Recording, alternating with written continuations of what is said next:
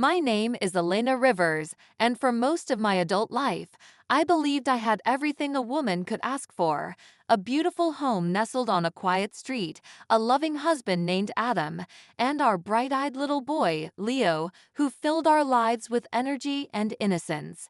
Our house was the kind that looked perfect on the outside: flower beds blooming along the porch, a well-kept lawn, laughter echoing down the hallway.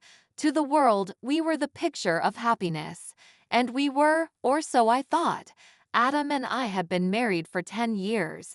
10 long, beautiful, complicated years. He was a good man, steady, supportive, kind.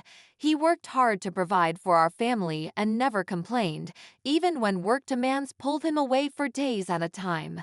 We had survived the chaos of early parenting, late-night feedings, and years where our relationship had to take a backseat to diapers and daycare. But somehow, we always made it through. Still, something had started to change, though I couldn't name it back then. We had become quiet, not in a bad way at first, just comfortable, predictable. We talked about bills, Leo's school grocery lists, but the little things, the laughter, the hand-holding, the inside jokes, had begun to fade, like sunlight at the end of the day.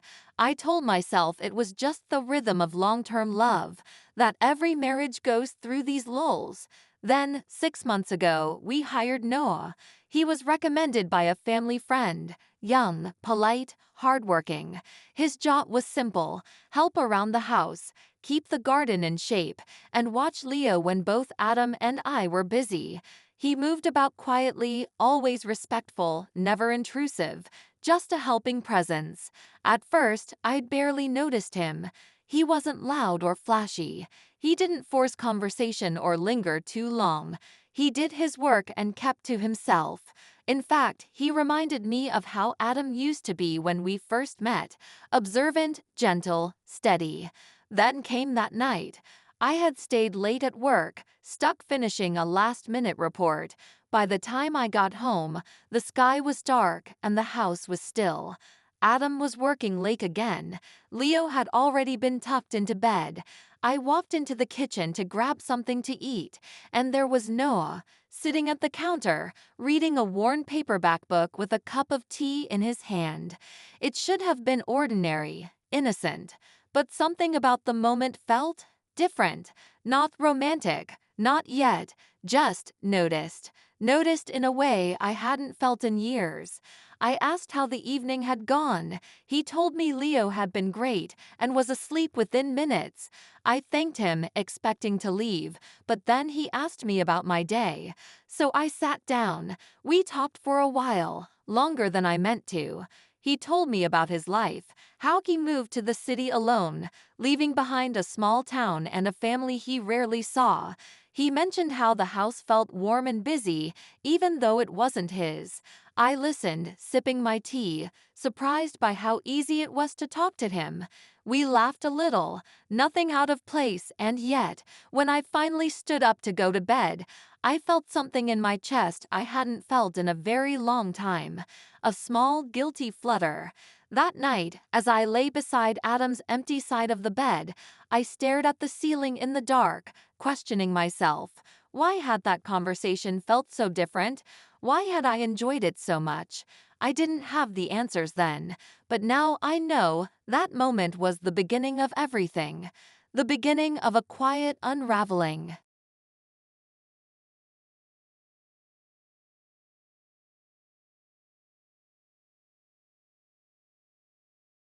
Adam had to leave town again.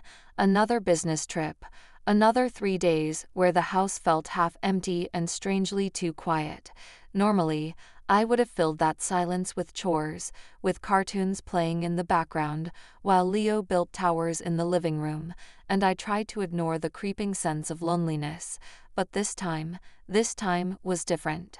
Because Noah was there. From the moment Adam rolled his suitcase down the hallway, I felt the atmosphere shift, not outwardly, but within me. I kept reminding myself that Noah was just the house helper, just an employee, just someone passing through our lives temporarily. But part of me already knew I was lying to myself. On the first night of Adam's trip, Leo insisted on having dinner in his pajamas, and I didn't argue. He was asleep early, cuddled up with his stuffed bear. The house was still, quiet. I walked into the kitchen and found Noah sitting at the table again, this time with a cup of coffee and his ever-present book. The light above him cast a soft golden hue across the kitchen, making the room feel warmer than usual, cozier, almost intimate. He looked up and smiled, and I sat down without thinking. We talked, more easily this time, about music, memories, the silly things Leo said. He told me about how his father used to plant rows of sunflowers in their backyard every spring, even though none of them ever bloomed right. I shared how Adam and I used to dance in the kitchen when Leo was just a baby, swaying barefoot on the cold tile floor. It felt like opening windows I hadn't touched in years. We laughed. A lot.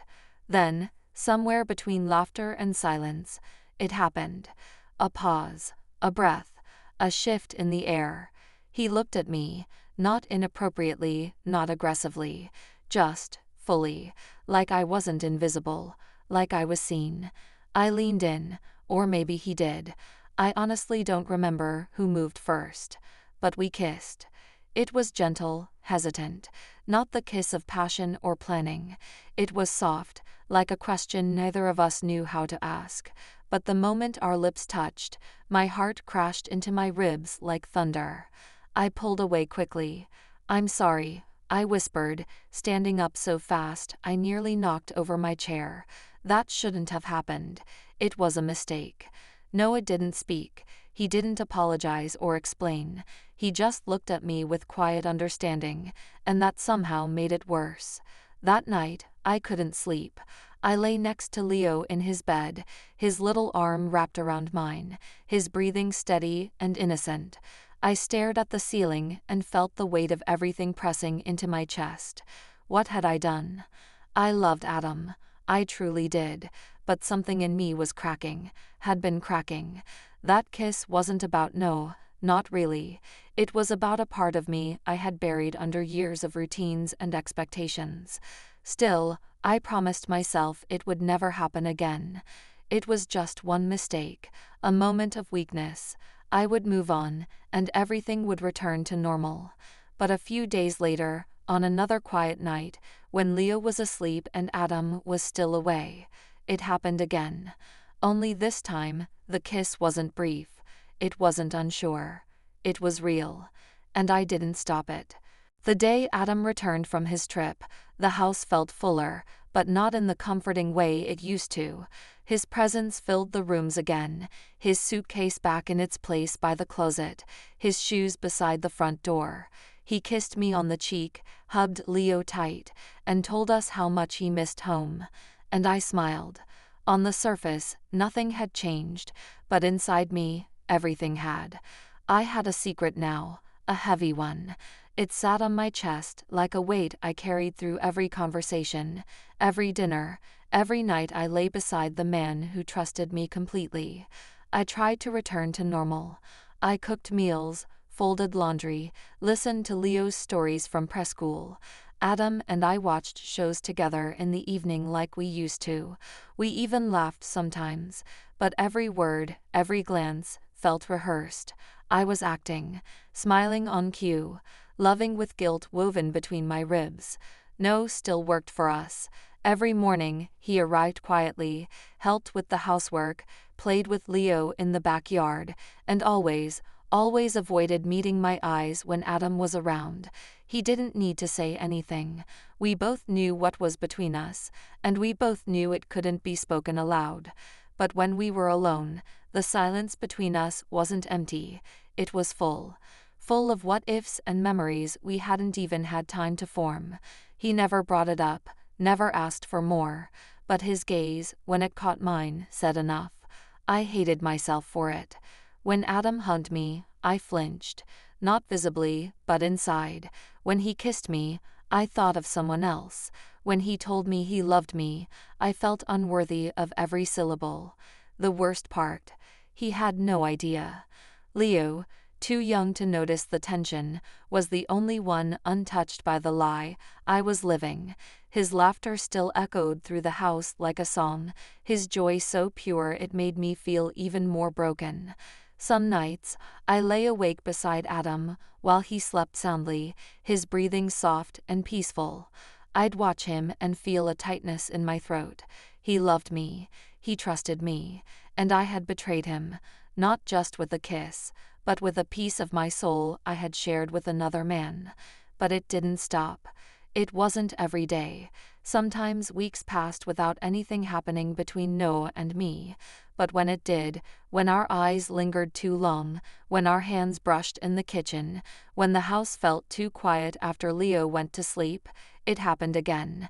It was like trying to stop a wave with your hands. I told myself it would end, that I would find a way to undo it, but I didn't, I couldn't. I avoided my reflection. I didn't talk to anyone about it, not even Maya, my closest friend. I buried it all inside, hoping silence would erase what I'd done. But secrets grow in silence, they fester, and mine had started to consume me. Every time I kissed Adam, I tasted regret. Every time I tucked Leo into bed, I felt like a stranger in the home I had built with love. I was wearing a mask, and it was starting to crack.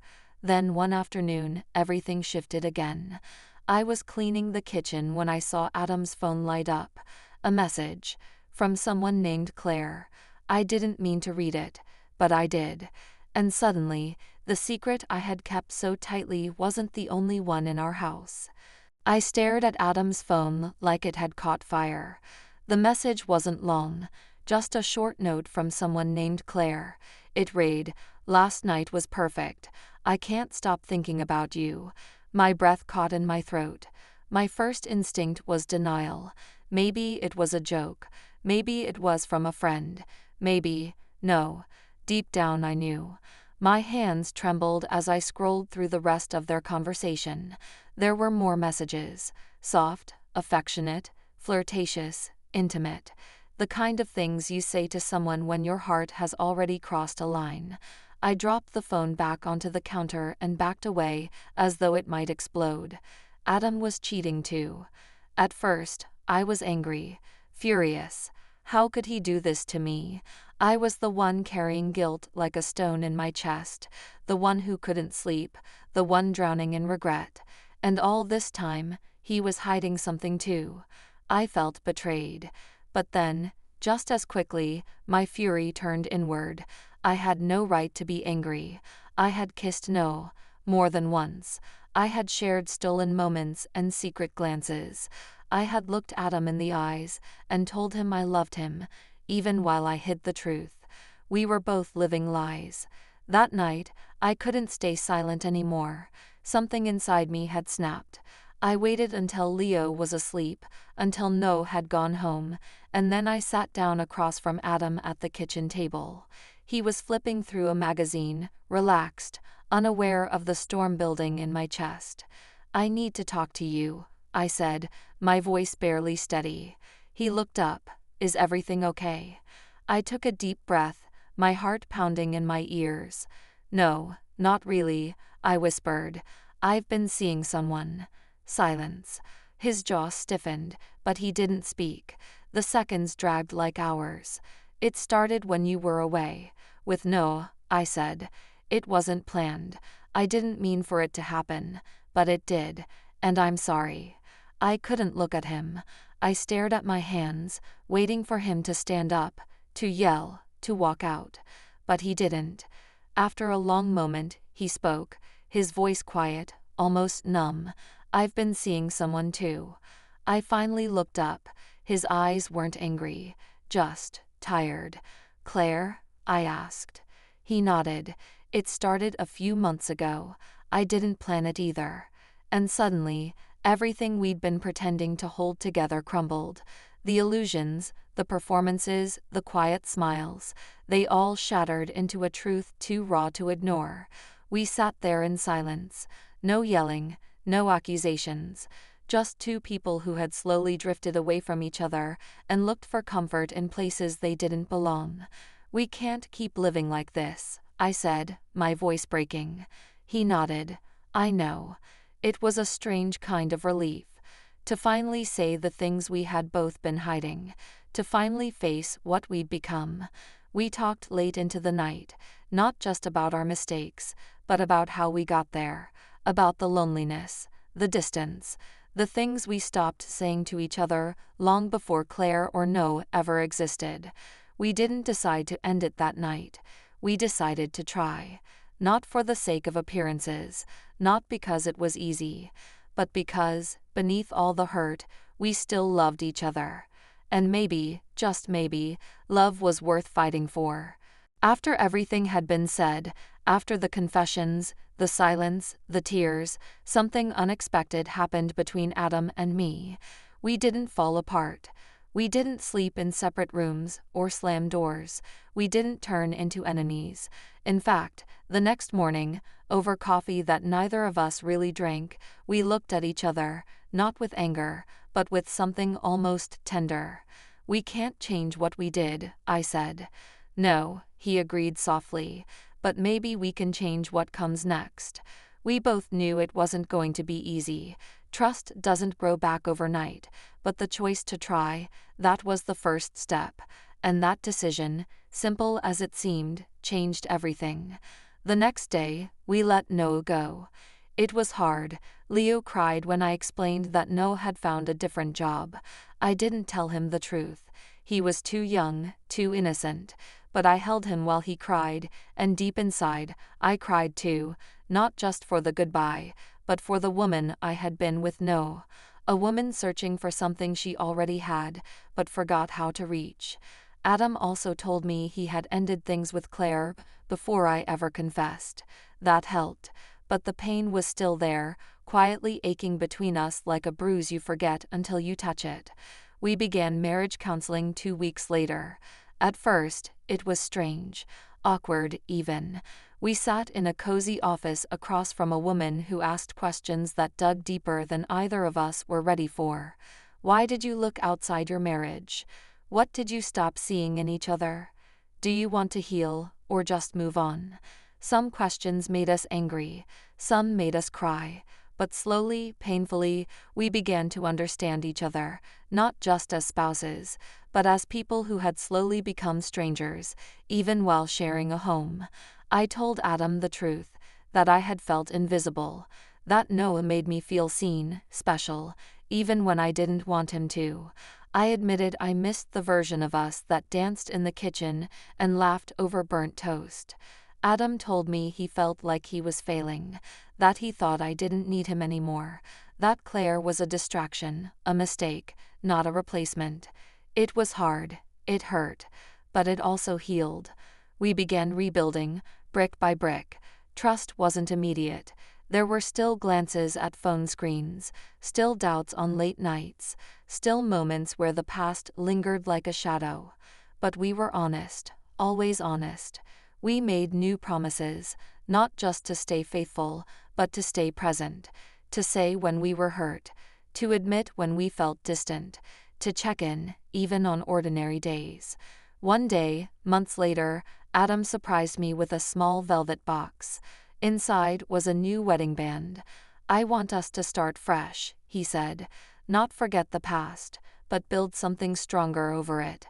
I cried when he put it on my finger, because it meant more now than it ever had before. We took a trip together, just the two of us.